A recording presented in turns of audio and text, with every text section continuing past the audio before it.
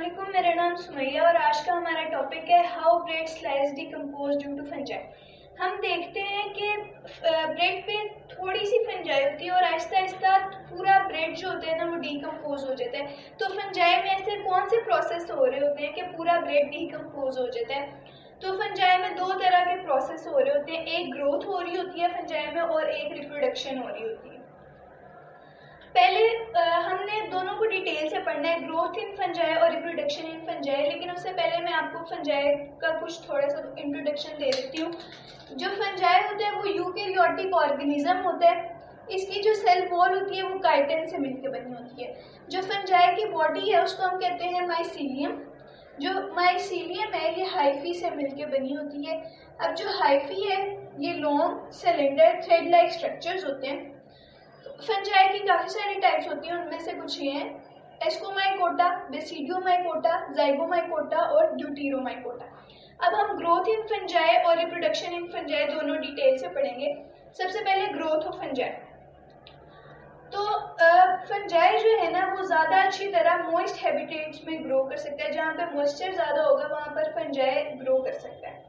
लेकिन जो फंजाई है वो ड्राई कंडीशंस को भी बर्दाश्त कर सकता है। तो ये ड्राई कंडीशन में भी ग्रो कर लेता है, लेकिन ज़्यादा अच्छा मॉइस्ट हैबिटेट में ग्रो करता है। पीएच रेंज जो ये बर्दाश्त कर सकता है वो 2 to 9 है। 2 से 9 पीएच के दरमियान में अगर पीएच होगी तो फंजाई ग्रो कर सकता है। इससे ज़्यादा या इससे कम होगी तो फंजाई ग्रो नहीं कर सकता। उसके बाद ऐसी जगह जहाँ पर हाई ऑस्मोटिक प्रेशर हो वहाँ पर फंजाई अच्छी तरह ग्रो करता है। फिर ये टेम्परेचर का बहुत ज़्यादा वाइड रेंज टेम्परेचर को ये टॉलरेट कर सकता है। और फंजाई उस जगह पर ज़्यादा अच्छा ग्रो करता है जहाँ पर ऑर्गेनिक मैटर ज़्यादा हो। जहाँ पर ऑर्गेनिक मैटर इतना ज़्यादा नहीं होता वहाँ पर फंजाई ग्रो नहीं करता, और जहाँ पर होता है वहाँ पर फंजाई अच्छी तरह ग्रो कर सकता है। उसके बाद आगे आ जाता है रिप्रोडक्शन इन फंजाई। फंजाई में दो तरह की रिप्रोडक्शन होती है, सेक्सुअल रिप्रोडक्शन भी होती है और एसेक्सुअल रिप्रोडक्शन भी होती है। अब पहले मैं आपको सेक्सुअल और एसेक्सुअल रिप्रोडक्शन का बताती हूँ। एसेक्सुअल रिप्रोडक्शन ऐसी रिप्रोडक्शन होती है जिसमें सिर्फ वन पेरेंट सेल इन्वॉल्व होता है।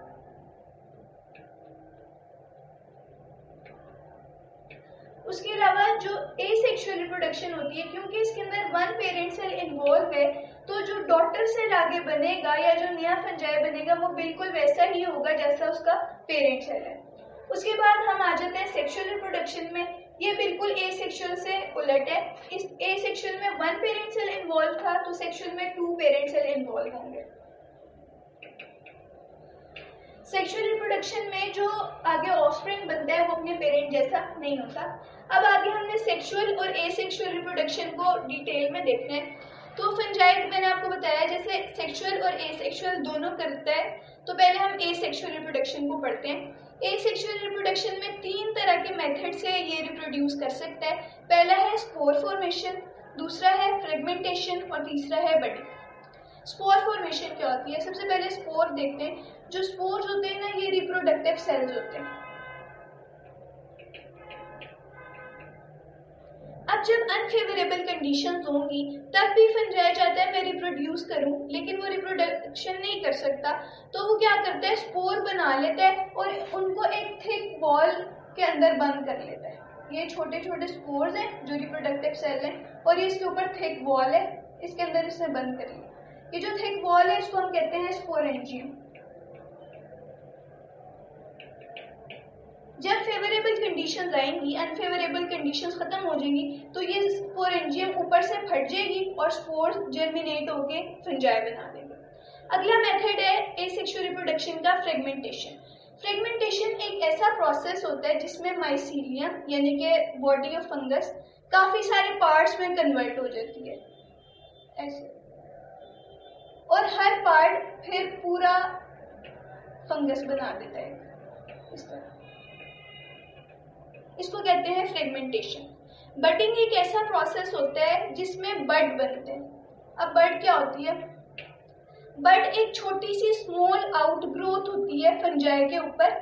उसके बाद ये बड बड़ा होता जाता है और जब ये पूरा बड़ा हो जाता है तो ये एक अलग से फंजाई बन जाती है। तो इस तरह होती है बडिंग। आगे हम आ जाते हैं सेक्सुअल रिप्रोडक्शन पे। तो मैंने आपको पहले बताया कि सेक्सुअल रिप्रोडक्शन ऐसी रिप्रोडक्शन है जिसमें 2 पेरेंट सेल इन्वॉल्व होंगे और जो न्यू फंजाई बनेगा वो वैसा नहीं होगा जैसा पेरेंट सेल है, वो उनसे डिफरेंट होंगे। तो इसके कुछ स्टेप्स हैं, कुछ स्टेप्स में सेक्सुअल रिप्रोडक्शन होती है। सबसे पहले कि 2 पेरेंट सेल्स ये एक दूसरे के करीब है जिन्होंने रिप्रोड्यूस करना है। जब आ जाएंगे तो दूसरा स्टेप होता है प्लाज्मोगेमी। प्लाज्मोगेमी का मतलब होता है प्लाज्मो निकला है साइटोप्लाज्म से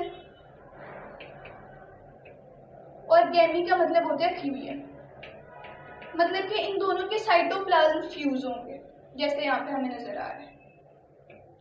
उसके बाद तीसरा स्टेप होता है कैरियोगेमी। कैरियो का वर्ड जहां पे भी यूज होता है इसका मतलब होता है न्यूक्लियस और गेमी का मतलब होता है फ्यूजन। इसके बाद न्यूक्लियस फ्यूज होंगे और एक नया ऑर्गेनिज्म या एक नया फंजाई बन जाएगा। अब ये जो फंजाई है ना, इसके अंदर 2 न्यूक्लियस हैं, तो इस वजह से हम इसे कहेंगे डायकैरियोटिक। डाई का मतलब 2, कैरियोटिक का मतलब न्यूक्लियस। तो इस तरह एक न्यू फंजाई बन जाएगा।